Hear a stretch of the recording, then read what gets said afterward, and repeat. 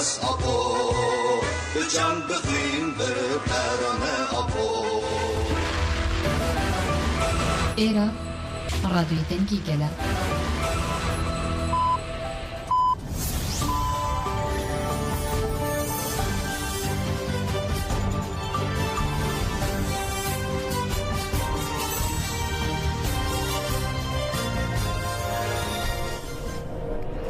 جنابندان و چهان رادیوی دنگی گلدن باش کودارین هجا ایرو 31 ترمه 2024 چهارشنبه بروکسل ساعت 9 لامده ده امنو چین سرسی به پیشکش بکندم دم آزادی رهبر اپویه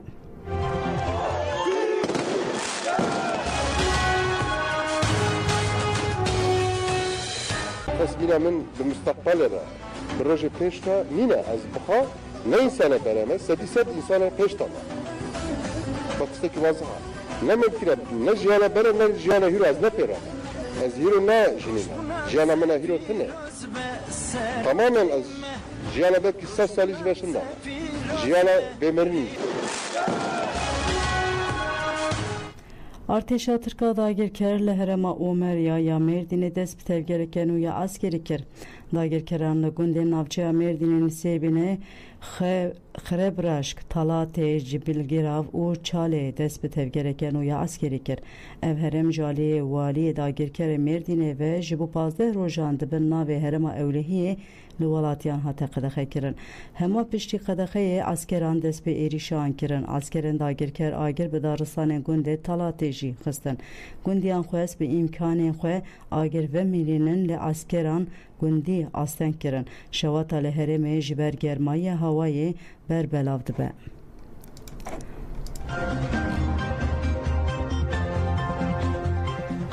لشرناخ عسکرین ارتشا ترکا داگیر کرد دماد سر باجر رد چون هن مهمات آویتن سر باجر لباکور کردستان لگلک دوران لبو تفگر داگیر کریه دوام دیکه دوهنا و روژه لشرناخ جی فرمانداری جندرمیان هلیکوپتر که عسکری رابو هما کلیه که پشتی رابونا و دماکو د سر باجر رد فریان عسکران جی هلیکوپتر هن مهمات آویتن دما اف مهمات جی هلیکوپتر هاتن آویتن لدوخه دویه که سپیشتن و لهوا آگر بدوان کته ولاتیان دیمن به تلفن خواه گرتن دمکه کو هاوین کردستان پرگرن در باست به چروسکه جید به سدما شواتن مزن ل عسکرین تر جهاوا به سر شرناخه و آگر بدبارینن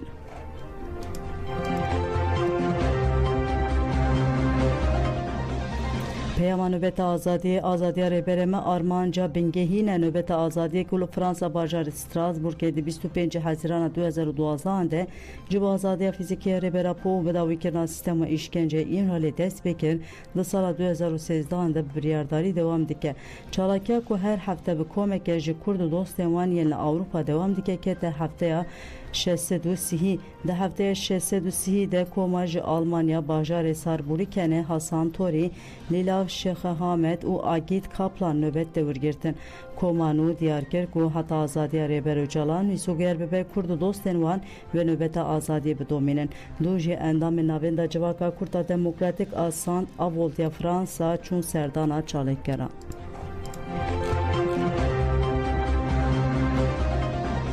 Avrupa Mejara Reber Öcalan'da standartın mafya mirovan dure siyasetmedar Mısri Yenser Bukhar Rami Zohdi u Hevseruka Kongre Neteveya Kürdistan'ı Zeynep Murat derbare mücadelede anefere ahivin Rami Zohdi dest şankir ku Avrupa lehemberi doza Reber Abdullah Öcalan be pivanen duali harekettike ugut Walatên yekîtiya Avrupa dezgehên navdewletî û Avrupa ji bo berjewendiyên xwe yên siyasî û aborî bikartîne.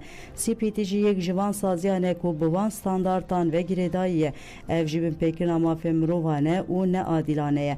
Parêzer Rami Zohdi got ku gelek welatên Avrupa naxwazin pirsgirêka gelek Kurd çareser bibe. Ji bo wê jî li hemberî vê rewşê pêdengiya xwe diparêzin. Hevseruka keneke Zeynep Muradî jî anî ziman ku dîrokê helwesta Avrupayê ya li dijî pirsgirêka Kurd ispat kiriye û got divê pêvajiyê de jî Avrupa li gorî berjewendiyên siyasî û aborî tevdigere. Tirkiye li dijî yekîtiya Avrupayê karta penaberan bikartîne û şantajê dike. Avrupa neçar dike ku çavên xwe ji hemû bin pêkirinên ku Tirkiye dike bigirin.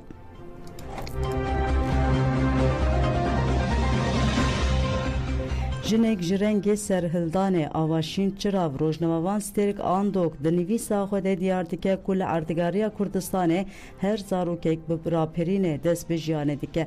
Lewma xwe di rihê serhildanê ne yek ji wan dilên ciwan yên serhildê jî avaşîne.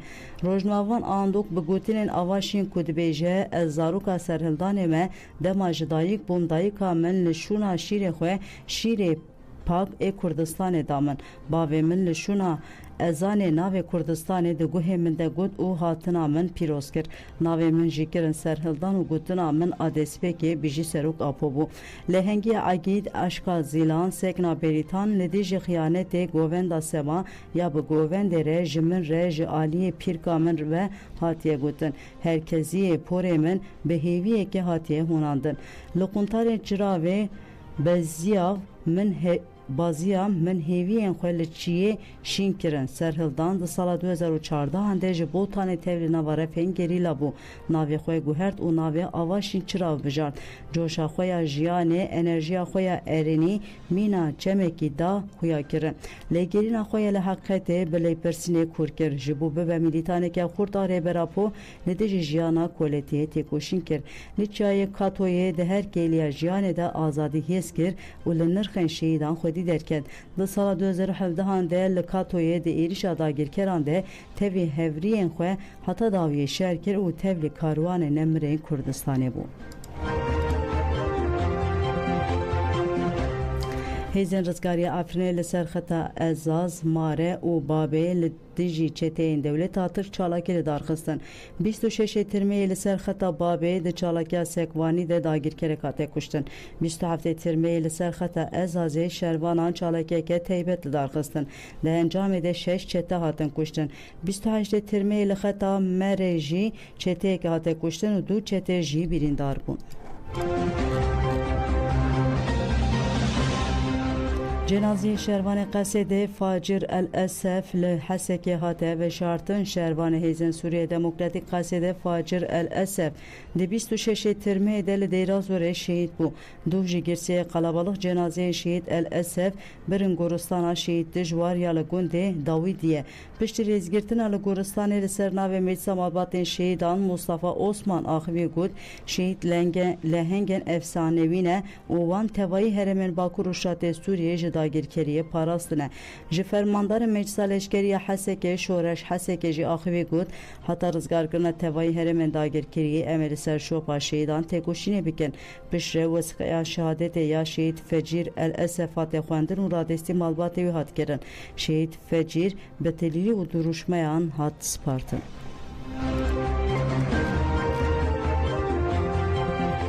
Li Mexmûrê Sara Bişeng tolhildan û vejîn hatin bîranên li saziya ciwanan ya wargeha penaberan a şehîd Rûstem Cûtî Mexmûrê bi pêşengtiya ciwanan ji bo şehîd Sara Hogir Riha Bişeng Birûz tolhildan û şevîn vejîn merasima bîranê hat pêkanîn.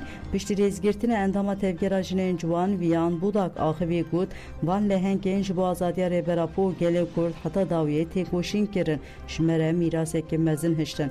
Piştî axaftinê sînevizyona li ser jiyan û têkoşîna çar şehîdan hat nîşandan. Bîranîn bi duruşmeyan bidawî bû.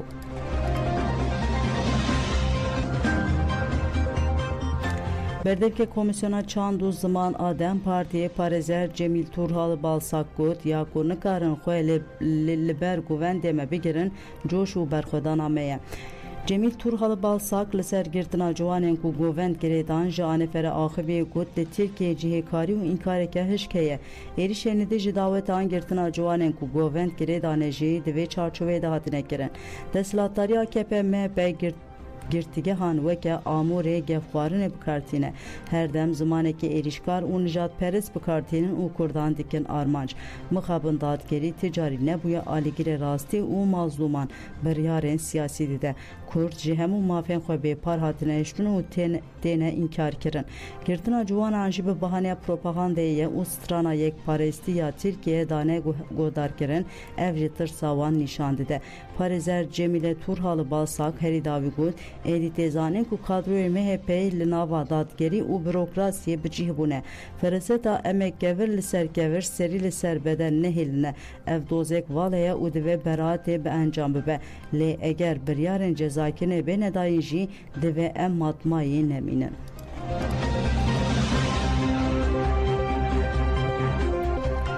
RSF Banka Berdana Rojnavan Süleyman Ahmet kir xistlan û çêgihanên Sînûr Neras RSF cezakirina Rojnavan Süleyman Ahmet şermezar kir û got Rojnavanê Kurd Süleyman Ahmet ku li ajansa Rojnivîsê kar dike bi tewanên derew yên endamtiya Partiya Yekîtiya Demokratîk PYD 3 sal cezayê girdikê li hatiye birîn. Em weke RSF vî cezayê neheq şermezar dikin û bank dikin ku divê Süleyman Ahmet demil dest were berdan. La Raqqayê ji bo Efrînê çalakî hate pêkanîn li ser Banka Yekîtiya Efrînê ya civakiya kantona Raqqayê girsê kalabalık li gel koçberên Efrînê yên li Raqqayê li çaryana Neîm Kom bûn û li dijî şewitandina xwezaya ku dewleta Tirk dagirker û çeteyên wê li Efrînê dikin mîtîng kirin. Li ser navê girsê Sellah Abdullah Daxuyanî xwend û diyar kir ku dewleta Tirka dagirker ji dema dagirkirina Efrîn ve Sûcên mirovaniyê dike.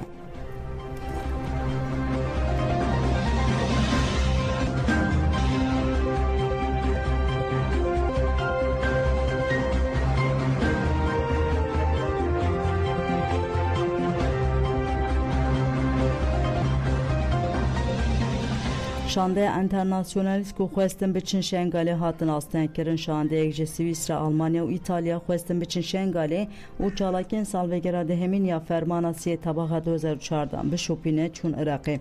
Internasyonalist diketina Til Afarê de hatin astenkirin. Şandeyê diyar kir ku ev dixwazin biçin Şengalê li hêzên li noxteya kontrolê ew rawestandin û destûr nedan ku biçin Şengalê.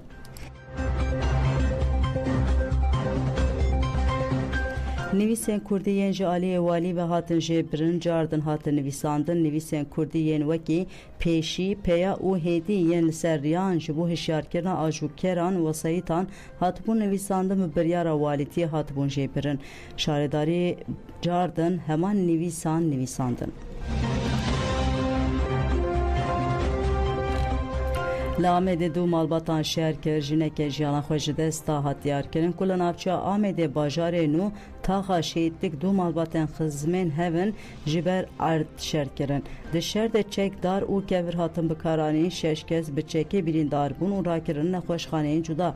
Ji birîndaran Sıdıka Kaya jiyana xwe ji desta. Tedawiya du jê giran 5 kesan jî dewam dike. Çavkanîn herêmî ragihandin ku her du malbat jî cerdevanin û ji ber erd li hev nekirin û şerkirine. Heman çavkaniyan goş ji her du aliyan kesên çek karanîn reviyane. Di wesayîtên cerdevanan de jî hejmarek zêde pere hebûne.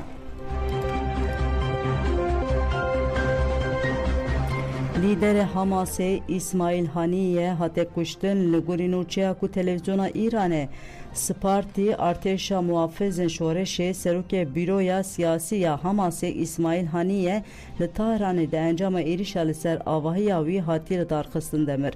Di êrişê de Parêzvanekî Haniyê jî miriye. Hamasê piştrast kir ku İsmail Haniyê miriye. Hamasê ragihand ku êrî ji aliyê İsraîlê ve hatiye kirin. Menûçeyên serî pêşkêşkirin ana xatirê we dem baş.